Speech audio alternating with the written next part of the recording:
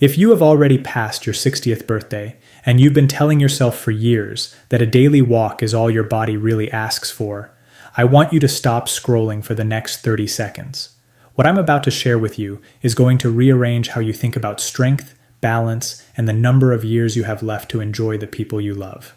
For as long as most of us can remember, walking has been sold to seniors as the gold standard of physical activity. It's safe, it's free, and yes, walking is genuinely wonderful for your heart, your mood, and your circulation. But the honest truth, the one your doctor may not always have time to spell out, is that walking by itself does essentially nothing to stop the silent loss of muscle that begins the moment you turn 60. And that loss of muscle is the single biggest reason older adults fall, lose their independence, and end up in the hospital for things that started out small. There's one movement that almost no one is talking about. It costs nothing. It takes less than 5 minutes. You can do it in your living room in slippers. And study after study now tells us that this one humble movement predicts how long you will live more accurately than your blood pressure reading or your cholesterol panel. I am going to walk you through what that movement is, why it works at the deepest biological level, how to perform it without hurting your knees, and how to turn it into a daily habit that quietly rewires your body in 30 days or less. But first, welcome to the channel, my friend. If this is your first time here, you've just found a quiet corner of the internet built specifically for adults past 50 who want to stay sharp, stay strong, and stay free for as long as possible. No gimmicks, no 6-day shreds, just clear, calm, research-backed guidance you can trust. If you've been with me before, thank you for coming back. Your presence here is the reason this channel keeps growing, and I'm honored to spend the next 10 minutes of your life with you. The topic of today's video sits near the very top of the list when it comes to aging well, and I'd ask you, politely, genuinely, to please stay through the end. Because in the second half, I'll explain exactly how much to do, when to do it, how to combine it with the walks you already love, and how to scale it up or scale it down depending on what your knees and your back are telling you this week. Now let me ask you a real question, and I want you to answer it honestly in your own head. Have you noticed that you can walk a mile just fine, but standing up from a low couch has started to feel like a small negotiation? Maybe you reach for the armrest. Maybe you rock forward twice before you make it up. Maybe you ask your grandchild to give me a hand up, even though you're not really injured. If that rings even slightly true, please hear me. You are not weak, and you are not failing.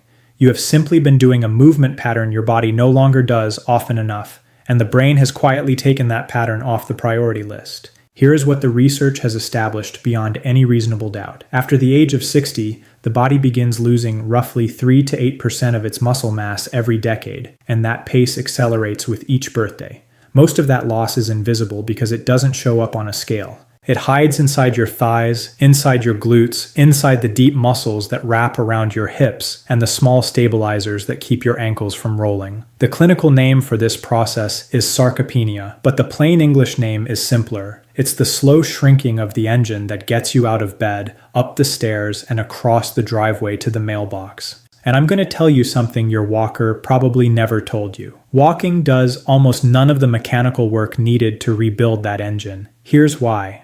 When you walk, one foot is always on the ground. Your body is supported by your skeleton. Your muscles barely carry any load. Walk harder, walk longer, walk faster. Your leg muscles are still running at maybe 20 or 30% of their actual capacity. They stay alive, but they don't grow. They don't strengthen. They slowly fade. And the day they fade too far is the day a curb, a wet bathroom tile, or a sleeping dog sends you to the ground.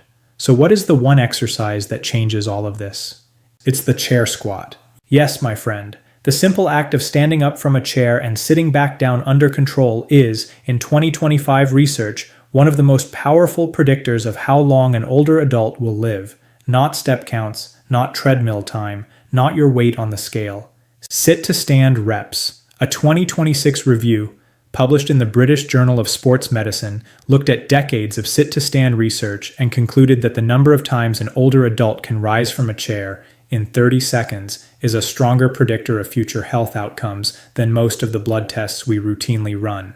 A separate Brazilian study followed thousands of middle-aged and older adults for years and found that the simple ability to lower yourself to the floor and stand back up, without hands, without knees, was tied directly to a lower risk of dying from any cause during the study period.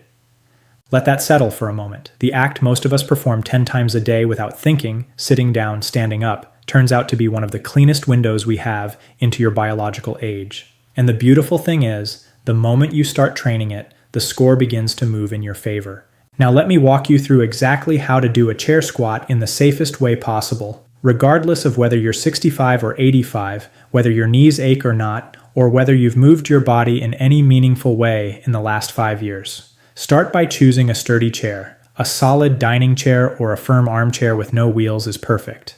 Avoid soft couches and recliners for this exercise. They change the geometry in ways that don't help. Sit near the front edge of the chair. Place your feet flat on the floor, roughly hip-width apart. Rest your hands lightly on the armrests if you need them. This is not cheating. This is intelligent starting. Keep your knees pointing the same direction as your toes. Lift your chest just a little. Look forward at eye level. On a slow breath out, press your weight into your heels and stand up. Don't jerk. Don't launch. Imagine you are slowly unwinding a spring. As you rise, your hips and shoulders move together at the same pace. At the top, pause for 1 second. Stand tall, but don't lock your knees back. Keep a soft, slightly bent knee. That keeps the muscles doing the work instead of the joints. Now reverse. Breathe in gently. Push your hips back like you're reaching for a seat behind you. Lower yourself under full control, 3 seconds down if you can manage it. Lightly touch the chair with your backside, and right away, press through your heels to come back up. That is 1 full repetition. The first week, 3 to 5 slow repetitions done once a day is plenty. If your knees are unhappy, only sit down halfway and stand back up. There is no prize for depth. The prize is for showing up. The prize is for showing up tomorrow too. Now, let me explain why this one quiet movement is so disproportionately powerful. When you stand up from a chair, you are lifting your entire body weight against gravity through your heels. Your quadriceps, the 4 muscles on the front of your thigh, fire at or near their maximum capacity. Your gluteal muscles, the large muscles that form your seat, fire to stabilize your pelvis. Your hamstrings lengthen under load. Your core muscles, the deep corset that protects your spine, contract to keep you from collapsing forward. Your calves activate to keep your heels planted. Leg press machines at a gym rarely load the body this completely. Walking never does. So every single repetition is a full body recruitment event. And unlike walking, where your body adapts and the work feels easier over time, the chair squat stays meaningful because it loads the muscles near their actual limit. That's the magic ingredient. Your nervous system is being asked to coordinate dozens of muscles in a precise pattern. And the more often you ask, the better that coordination becomes. Balance, posture, reaction speed, they all quietly improve as a side effect. Here's another piece of information that I find genuinely encouraging. In the same research we've been discussing, older adults who score higher on the 30-second chair stand test consistently show better bone density in the hips and spine than those who score lower. Strength is not just about muscles. Strong muscles pull on bones during every contraction. That pulling tells the bone-building cells inside your skeleton to stay active. Walking does very little of this pulling. Chair squats do a great deal of it. Now I want to address something quieter. Something that millions of older adults carry around in silence and almost no one talks about openly: the fear of falling. I've met people in their 70s who haven't walked to the end of their own driveway in 3 years because they're terrified of slipping on a patch of moss. I've met people who stopped going to church because the stairs at the entrance feel unsafe. I've met people who quietly refuse invitations to their grandchildren's birthday parties because the floor at the venue is unfamiliar and the chairs are low and the bathroom is down a hallway. None of these people are imagining the danger. Falls are real. Falls are the leading cause of injury-related death in adults over 65 in the United States, and 1 in 4 older adults reports falling every single year. Those are not scare numbers. They are simply the facts we live inside. But here's what almost no one tells them. The reason they are falling more often is not bad luck. It is muscle weakness. It is faded balance reflexes. It is the slow erosion of the exact strength needed to catch yourself when your foot slips. And the cruelest part of this story is that the fear of falling itself causes people to move less. They go out less. They garden less. They dance less. They walk more carefully. And carefully slowly becomes barely at all. And as they move less, their strength fades faster, their balance worsens, and the very thing they feared becomes statistically more likely to happen. Doctors call this the fear-fall cycle. It is one of the most common and most fixable problems in all of senior health.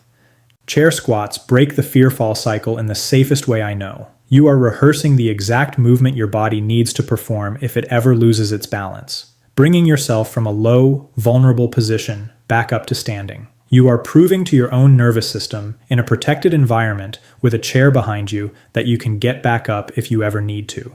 Every successful repetition is a small deposit of confidence in the bank account of your independence. Now let me share with you something your doctor likely hasn't explained, because most of it was only discovered in the past few years. Every time your muscles contract with real effort, and yes, a chair squat counts, the muscle tissue itself releases a fleet of tiny chemical messengers into your bloodstream. Scientists call them myokines. You can think of them as little letters your muscles send to the rest of your body. Some of those letters travel to your brain. They cross into regions responsible for memory, mood, and decision-making. They nudge your hippocampus, the part of the brain where new memories are formed, to keep producing fresh brain cells. Other letters travel to your liver and your pancreas and ask them to handle blood sugar more efficiently. Other letters calm down chronic low-grade inflammation, the kind of silent inflammation that research now links to nearly every chronic disease of aging, from heart problems to type 2 diabetes to cognitive decline. And another family of myokines has been shown in animal studies to help protect the lining of your blood vessels. Walking produces some of these myokines, but the volume of myokines your muscles release is closely tied to how hard they are working, and as we established, walking barely loads the leg muscles at all. Resistance-style movements, even gentle ones like chair squats, produce a dramatically stronger myokine response. That is why strength training, not just cardio, has emerged in modern research as one of the most protective activities an older adult can do for the brain and the body combined. Let me give you a number to hold on to. In a Harvard longevity summary published in 2025, researchers noted that sit-to-stand performance was inversely associated with all-cause mortality, meaning the better you score, the longer you tend to live, even after accounting for age, weight, and chronic conditions. In practical terms, every chair squat you perform today is a small vote for more years. Every week you stay consistent, the vote gets a little louder. Now let me show you how to scale this exercise for wherever your body is right now. If you are just starting out and you feel unsteady on your feet, keep one or both hands on the armrests during the entire movement. That is not a lesser version. That is the safest, smartest version for week 1. If your knees are tender, reduce the depth. Sit down only halfway, then stand back up. The muscles still fire. The knees still thank you. If your back is stiff, keep your chest lifted higher and your chin slightly tucked, like you are balancing a book on your head. This keeps your spine in its strongest alignment. If you've been mostly inactive for a few years, do 4 repetitions on Monday, 5 on Wednesday, 6 on Friday. The exact number matters less than the rhythm of showing up. After about 3 weeks, when the movement feels smooth and your confidence has grown, here is how to make the exercise meaningfully harder without adding any weight at all. Slow down the lowering phase. Count slowly. 1 Mississippi, 2 Mississippi, 3 Mississippi, then stand back up under control. That eccentric loading, the controlled way down, is one of the most effective strength-building stimuli known to exercise science. Your muscles work twice as hard on the way down as they do on the way up. Slow equals strong. A second gentle progression is the in-air pause. Lower yourself until your seat is 1 inch above the chair, hold for 1 full second, then complete the sit down.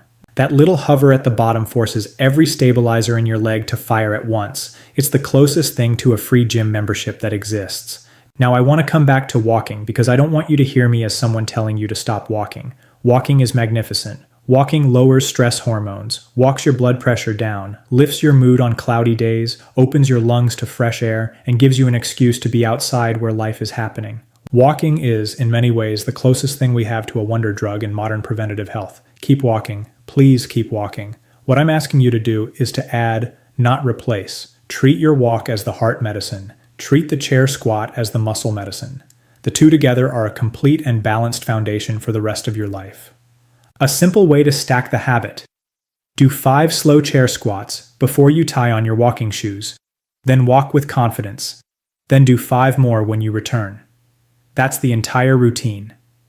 10 squats a day, plus your walk, plus time with people you love. Let me say something gentle now, because I want you to receive it. You are not behind. You are not too late. You are not broken. You are simply a body that has been running on too little of the right kind of stimulus for too long. The body, even at 75 and even at 85, still listens. It still rebuilds. It still responds to consistent, gentle, intelligent demand. A muscle cell does not check your birth date before deciding whether to grow. It only checks whether it is being asked to do work. If you ask, it answers. Every single time. I want to speak directly to anyone in the back of the room who has tried before and quit. Maybe a gym felt intimidating. Maybe a DVD was too hard. Maybe your knees told you to stop. Maybe life just got in the way. A spouse who got sick. A grandchild who needed you. A year that didn't feel like yours. None of that makes you a failure. It makes you human. And the door to start again is not closed. It is, in fact, open right now, because the movement I described takes almost no setup, almost no time, and almost no equipment. The only piece you need is the quiet decision that this week you will try it. Progress in this kind of work does not arrive as a single dramatic moment. It arrives as a string of small, quiet shifts. One morning you notice you didn't grab the armrest. One afternoon you realize you bent down to pick up something off the floor without thinking about it. One evening you climb the stairs to bed and you're not out of breath at the top. These are the milestones. They are real. They are yours. And they compound faster than you expect. If you've been walking every day for years and your legs still feel shaky on stairs, please hear this. The walking is not wasted. The walking is wonderful. But you simply need to add the missing piece. And the missing piece is load. Real, gentle, daily load that asks your muscles to work against gravity on purpose. The chair squat is, I believe, the most accessible way in the world to give your body that signal. Now let me speak to the partner who is watching alongside you, the daughter, the son, the grandchild who shared this video with someone they love. You are not just doing them a favor by pressing play. You are, in a small but real way, buying back years of their independence, and there is no gift on any store shelf that compares to that. Before I close, let me leave you with a few quiet reminders. First, your safety always comes first. If you have an active medical condition, an unstable joint, a recent surgery, or any kind of sharp pain that hasn't been evaluated by a physician, please talk with your doctor or a licensed physical therapist before starting this or any new exercise routine. Mild muscle effort is normal and expected. Sharp or joint-related pain is not. Your body is your best advisor on this. Listen to it. Second, be patient with your numbers. If you start with 3 reps and a friend down the street starts with 15, that's not a competition. Strength is built in your own kitchen, on your own chair, on your own schedule. Third, keep your breathing loose and natural throughout. Don't hold your breath. Don't strain. Inhale as you lower. Exhale softly as you rise. If you ever feel dizzy during the movement, sit, rest, and try again on a different day. Fourth, celebrate the small wins. They are not small. They are the foundation of everything that comes after. Now, if anything you've heard here has shifted something in the way you think about aging, I'd be honored if you'd take a single second right now to tap the like button. That small gesture is what tells the platform to show this message to the next person who badly needs it. Maybe a neighbor, maybe a parent, maybe someone in a waiting room somewhere who has just been told by their doctor that they need to move more but didn't know where to start. And if you'd like a steady stream of calm, trustworthy, science-based guidance for staying strong past 50, I warmly invite you to subscribe to this channel and ring the notification bell. New videos arrive here regularly, and they are all built with the same intention, helping you keep your independence, your dignity, your balance, and your smile for as many years as your body can offer you. Take one slow breath in through your nose, hold it for a moment, and let it out gently through your mouth. You are doing better than you think. You are starting at exactly the right time, and your body is waiting for you to ask it to be stronger. Thank you, my friend, for spending this hour with me. I will see you again very soon.